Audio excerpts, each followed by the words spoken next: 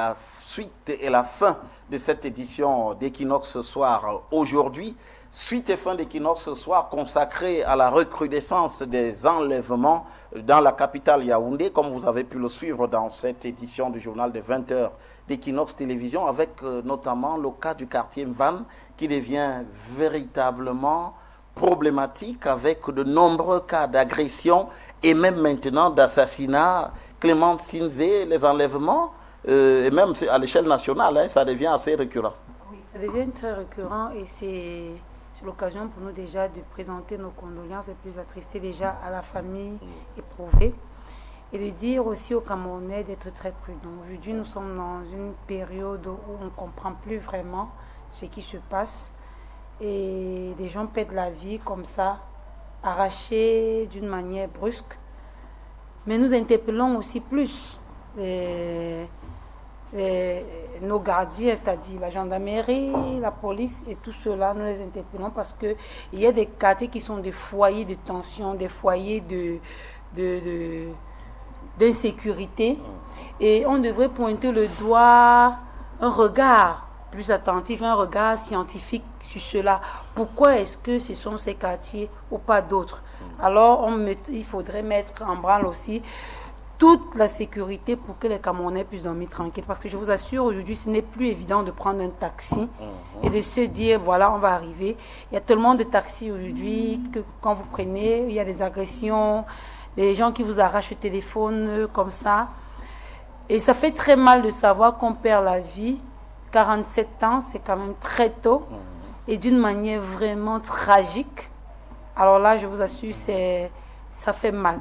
Mais ce qui fait plus mal encore, c'est de savoir que, permettez ma franchise, que ça dure depuis très longtemps. Ce n'est pas une affaire de hier, parce qu'on sait que le quartier Mvan, il y a d'autres quartiers, il y a la briqueterie, il y a beaucoup de quartiers qui sont des quartiers vraiment d'insécurité. Et quand on sait que le renseignement au Cameroun est quelque chose, ma foi, de très, très, très avancé, on se demande comment est-ce que ça se passe. On a les caméras de surveillance. Je crois que Dema Equinox montrait comment, dans tous les carrefours aujourd'hui, on a des vidéos, des caméras qui filment. Vraiment, on devrait vraiment faire... Et le ministre de l'administration territoriale a rappelé encore, lors de la première session de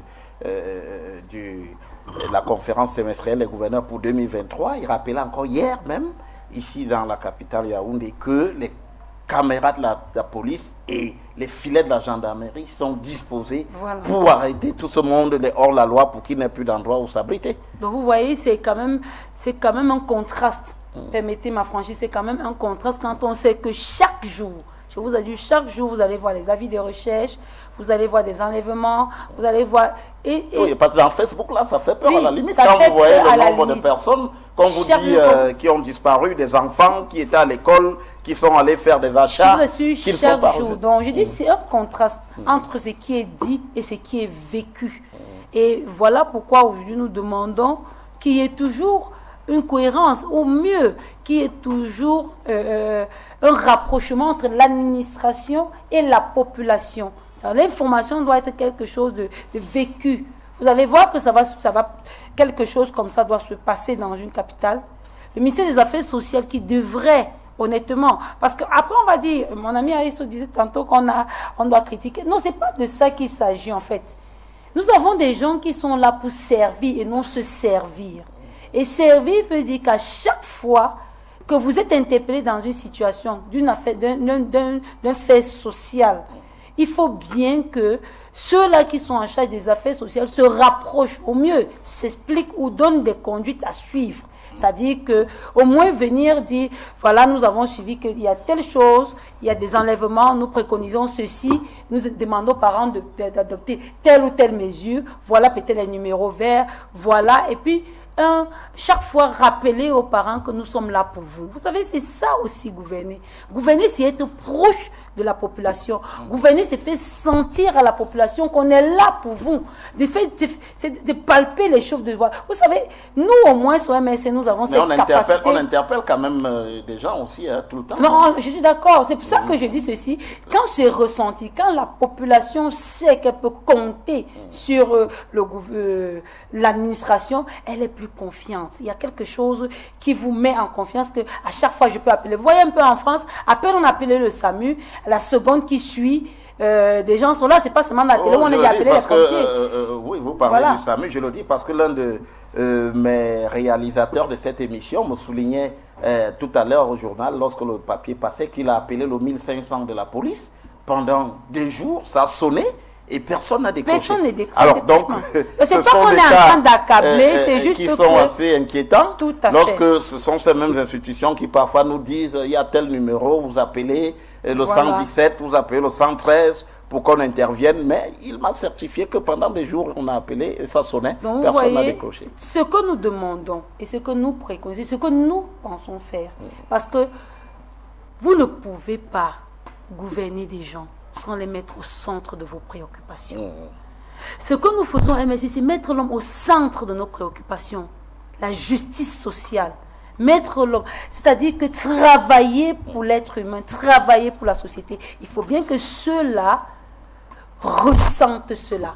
Si vous appelez le 1500, à la seconde on réagit, alors vous êtes sûr qu'à chaque fois que vous serez dans une situation inconfortable, le gouvernement ou ceux-là qui sont en charge de cette situation vont vraiment se lever. Donc nous demandons aujourd'hui vraiment à tous ceux-là, à la gendarmerie, à la police, à ceux-là, à l'administration territoriale, de bien prendre leurs responsabilités en main, parce qu'ils sont là pour le faire, de travailler pour le peuple, parce qu'ils ont accepté de travailler pour le peuple. Ce n'est pas une demande fallacieuse. Non, c'est pas une faveur qu'on fait. Alors, nous demandons cela parce que nous avons droit. Bon, voilà. C'est notre droit. Donc, absolument. Alors, Arissou, sur la question, on a une explosion quand même d'enlèvement. Il y en a tellement. Qu'est-ce qui peut expliquer d'abord cela? Oui, Monsieur Guizogo, avant de répondre à votre question, j'aimerais ici présenter mes sincères condoléances à la famille biologique de Sa Majesté le Lamido de Maroc. Quitté. Et vous savez bien que le Lamido de Marois, il avait joué le rôle en ce qui concerne le gardien de la tradition et l'auxiliaire de l'administration. Il est vrai toujours pour la bonne marche de notre pays, plus précisément du département de Diamaré. Il nous a laissé que son âme repose en paix et que la terre de nos ancêtres lui soit légère. J'ai saisi aussi de cette tribune pour présenter mes condoléances à la famille biologique de cette dame qu'on a retrouvée morte du côté de la barrière qui est plus proche de Vannes. Parce qu'il faut noter que le quartier Vannes, c'est un quartier de transit, si vous me permettez. Et ceux qui doivent là, ils convergent au niveau de Vannes. Ceux qui quittent le Grand Nord, ils convergent aussi devant. Ceux qui quittent les Bolovans, ainsi de suite. Donc, c'est un lieu qu'il faut hautement sécuriser. Et quand on essaye de voir ceux qui sont, même ceux qui habitent même ces quartiers, et c'est difficile de dire que telle personne, vous essayez de le décrire. Parce que chaque fois, ils sont tellement nombreux. Une fois que, moi je vois souvent, tu arrives là-bas, tu vois un petit arrive, il te dit que non, monsieur, vous voulez aller où dans tes quartiers? Il n'a pas une moto, il n'a pas un taxi, il n'a rien, il se présente devant vous, il dit que non, il peut vous aider. Imaginez si vous tombez dans son piège, il va faire autre chose, mais il faut qu'on multiplie la vigilance. D'où donc vous avez vu avec la réunion, la conférence trimestrielle des gouverneurs que le ministre de l'administration territoriale a présidé. Lors de cette réunion, on a vu la présence du délégué général de la Société nationale, du CED, et ainsi de suite. Donc c'est pour vous dire que le gouvernement tient à cœur en ce qui concerne la sécurisation, en ce qui concerne les biens des Camerounais. Il faudrait que les Camerounais évacuent à leurs occupations sans contrainte. Et maintenant, donc, quand on essaie de voir la cause, parce qu'il y a certaines personnes qui se laissent aussi, ils veulent seulement la facilité. Quand j'entends on fait kidnapping, pour moi ça sonne très mal. Nous sommes des citoyens. Quand on parle de citoyenneté, on doit être, comment on peut dire, on doit avoir un esprit républicain. Mais oui, les cas sont vraiment récurrents. Mais par exemple, je vais vous donner quelques cas, puisque la première région de gendarmerie ici, qui couvre le centre, le sud, fait un travail aussi qui est quand même assez important sur ces questions. Nous avons beaucoup de cas. On a un enfant de 36 mois qui avait été enlevés il y a quelques jours en Colbison, du côté de Colbison. On avait des cas en Komtou où des gens avaient été enlevés, toujours par des proches qui demandaient des rançons. Mais vous comprenez bien que derrière tout cela, il y a les rançons qui sont demandées. Je ne veux pas parler du cas de Ngaoundéré, par exemple, dans le Nord, qui a été très important et que d'ailleurs, d'après ce que le gouverneur Také Boukar a dit, la situation était en train de s'améliorer, mais elle est encore préoccupante. Je suis bel et bien d'accord. Quand on parle de kidnapping, ça veut dire qu'il y a l'information qui circule. Maintenant, ceux qui n'ont l'information des proches, il est inadmissible que quelqu'un ne peut pas venir ici ou bien dans un endroit précis, vous enlevez sans qu'il n'a pas reçu une information à l'extérieur. Ça veut dire qu'il y a quelqu'un qui est proche de vous ou bien quelqu'un qui vous maîtrise mieux, qui établit dans cette chaîne pour forcer kidnapper en ce qui concerne les viols, ainsi de suite. Je salue l'effort du gouvernement. Il y a de cela 1 à 2 semaines, on a inauguré un centre de surveillance du côté de Douala. Nous avons vu des voyous qui ont violenté une gendarme du côté de Douala. Qui l'ont tué. Oui, on a vu même. Voilà. On a même mais qui ont été interpellés. Et même c'est la même chose avec ceux qui ont tué un monsieur, un gépiste du côté de Mélène, jusqu'à on est entré dans une forêt pour aller tracer, pour traquer cet individu. Donc c'est pour vous dire qu'il y a un travail que nos gendarmes font sur le terrain en collaboration avec la police, et il faut aussi une franche collaboration avec la population. Il faut que l'information circule. Si la population collabore de manière efficace, je pense que nous allons sauver ces kidnappings. Et comme la majorité des kidnappings sont au niveau de Vannes, il faudrait que aussi les responsables des agences de voyage, qu'à leur niveau, ils mettent les vidéos de surveillance et même la sécurité. Quand un passager quitte d'un lieu, il arrive dans une agence de voyage, il faudrait qu'il est en sécurité jusqu'à il prend son taxi. Et même ceux qui tournent autour de ces agences, c'est on n'a même pas de badge. Vous ne pouvez pas les identifier. Une fois que vous traversez la route, c'est un abandon total. Donc je pense que avec les recommandations fortes de monsieur le ministre de l'administration territoriale, les gouverneurs des 10 régions ont reçu des messages et je suis certain que dans le prochain jour, on ne va plus parler de kidnapping, on va aller même vers zéro. Alors, Hassan Fouapon, Mounioutou, alors qu'est-ce qui se passe? Il y a quand même cette récurrence des enlèvements. D'aucuns ont parlé aussi de ce que la société camerounaise, il y a quelques années, on n'avait pas ces cas. Oui, effectivement, il faut dire que les kidnappings et les enlèvements ne sont que la manifestation de la montée en puissance de l'insécurité dans notre pays. Vous savez, on a toujours un peu de la peine d'analyser des sujets qui touchent surtout des couches vulnérables. Parce que on ne peut pas se départir de cette passion qui, à un certain moment, peut déterminer la lecture qu'on a d'un fait social. Vous savez, ceux qui sont le plus touchés dans cette affaire, ce sont les femmes, ce sont les enfants, et qui font partie des couches vulnérables. S'il est vrai que nous sommes tous des êtres pour la mort, quand même, les conditions dans lesquelles nous pouvons mourir peuvent rendre notre mort beaucoup plus déplorable que celle des autres. Et donc, quand vous avez une dame comme celle-ci, qui est enlevée, et puis certainement, vous ne pouvez pas savoir les conditions dans lesquelles elle est morte, parce que c'est certainement après torture. Moi, je regarde, récemment encore sur Facebook, je regarde encore la photo d'un enfant qui circule. Les gens partagent, sa mère est en larmes, elle demande à ce qu'on l'aide à retrouver son enfant, mais je suis sûr que c'est avec un certain désespoir qu'elle lance ses appels à l'aide, parce qu'en réalité, elle est convaincue en certain moment que son enfant a déjà été enlevé, qu'il est entre des mains des ravisseurs et qui ne font même pas signe de vie. Parce que les raisons encore pour lesquelles on enlève les gens doivent à un certain moment être suffisamment identifiées. La plupart du temps, c'est pour des rançons. Oui. Donc, il y a derrière des raisons pécuniaires. On peut donc supposer qu'il y a une sorte de précarisation qui peut amener les gens, même si on ne justifie pas, qui peut amener les gens à poser de tels actes. Mais il faut savoir en même temps que parfois, ce sont des questions de règlement de compte. C'est-à-dire, quand on enlève l'enfant d'une dame et qu'on ne donne pas signe de vie, on a plutôt l'impression qu'il y a une question de règlement de compte. Et c'est d'ailleurs la raison pour laquelle, généralement, ce sont les proches qui vont poser ce type d'acte. Parce qu'ils ont le programme de l'enfant, ils peuvent l'enlever à l'école, ils peuvent l'enlever peut-être sur la route d'une boutique, ainsi de suite. Et c'est aussi l'occasion d'appeler les parents, parfois, à un peu plus de vigilance. Mais c'est vrai que dans un État, on ne peut pas tout remettre entre les mains des individus, parce que le rôle d'un État, c'est aussi de protéger de protéger les citoyens, de protéger les individus. Et effectivement, il faut aussi interpeller le ministère des Affaires sociales, qui ne prend même pas parfois la parole pour adresser les condoléances aux familles éprouvées. On a l'impression que le ministère des Affaires sociales vit ces choses-là dans une sorte d'indifférence, alors que ce sont les enfants et les femmes qui sont des couches vulnérables qui sont touchées, et donc qui concernent en premier lieu les politiques sociales.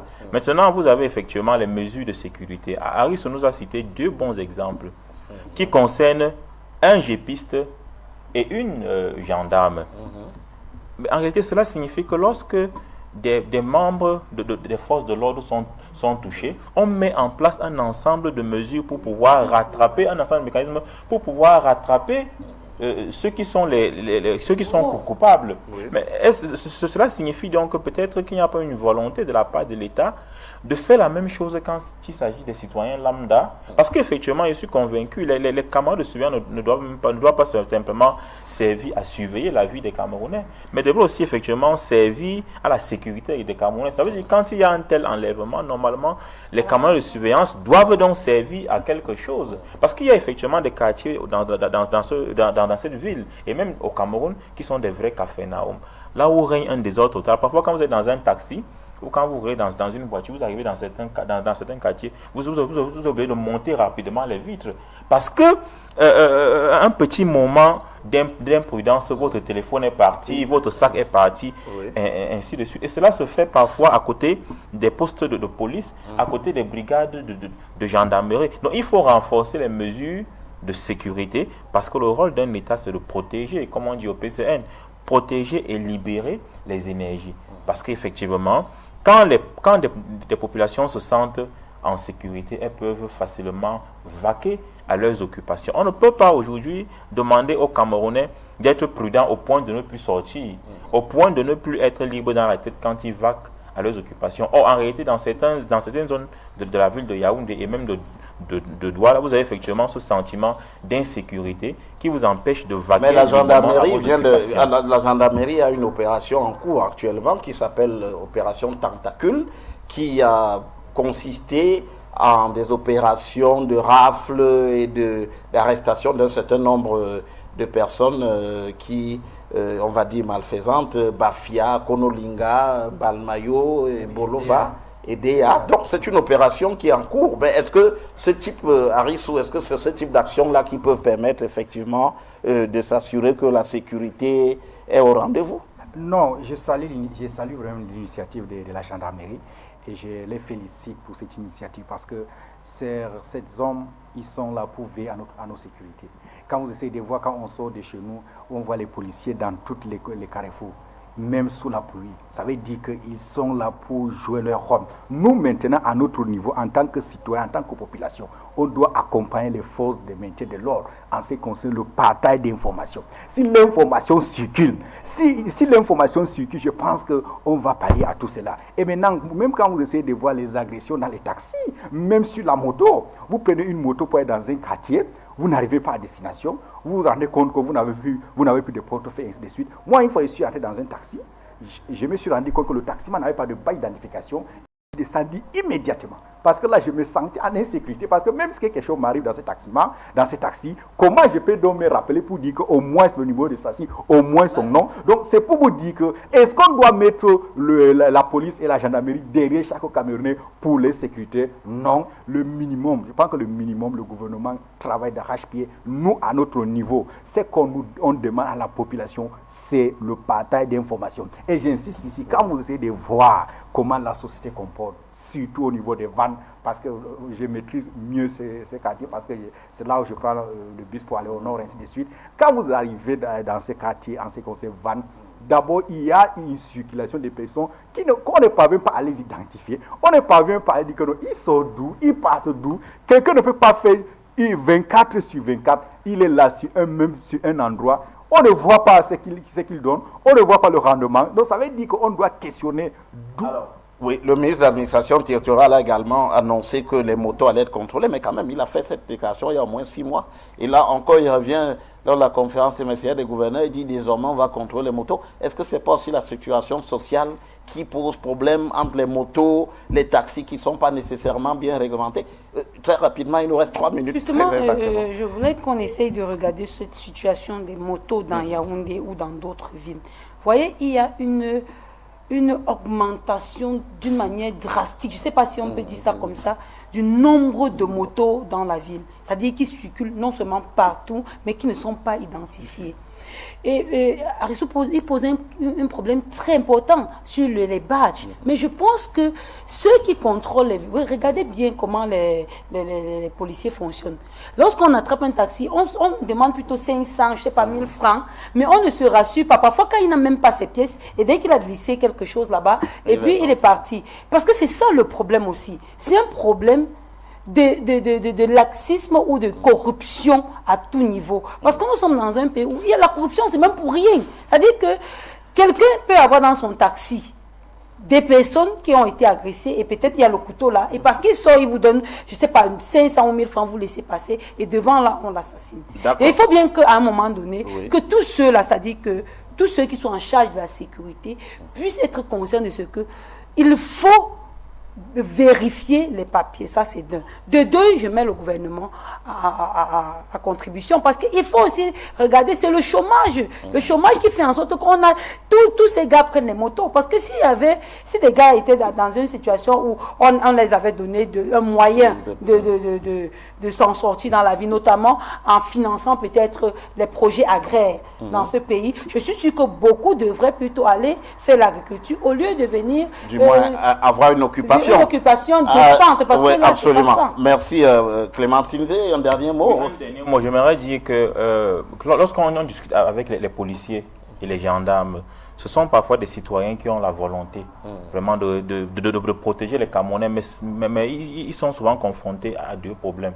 D'abord, le problème des effectifs, ils sont parfois en sous-effectif, de sorte qu'ils ne peuvent pas facilement se déployer sur le terrain, et aussi les conditions dans lesquelles ils travaillent, c'est-à-dire parfois le matériel, ainsi de suite. Vous pouvez avoir un problème dans la nuit, vous allez dans un commissariat, vous voulez bien que des policiers qui sont de garde vous soutiennent, mais ils vont vous dire qu'ils n'ont pas de moyens de transport, et parfois c'est sérieux, ils ne mentent pas, ils sont en sous-effectif, parfois ils sont deux, et si l'un quitte l'autre, vous voyez. Donc en réalité, je pense que quand nous parlons des mesures de sécurité, nous n'accusons pas les policiers, les gendarmes qui sont des citoyens comme nous. Nous parlons de ceux-là qui ont la charge de leur fournir les moyens de travailler sereinement et efficacement. Alors merci à vous, chers invités, d'avoir été présents avec nous ce soir sur ce plateau de cette édition d'Equinox ce soir qui parlait du Covid-19, mais aussi de la recrudescence des enlèvements dans la capitale et un peu partout au Cameroun. Merci à vous, chers téléspectateurs, de nous avoir suivis pendant ce débat. Je vous donne rendez-vous demain pour une autre édition d'Equinox ce soir. Madame, Monsieur, restez en compagnie de nos programmes. À très bientôt.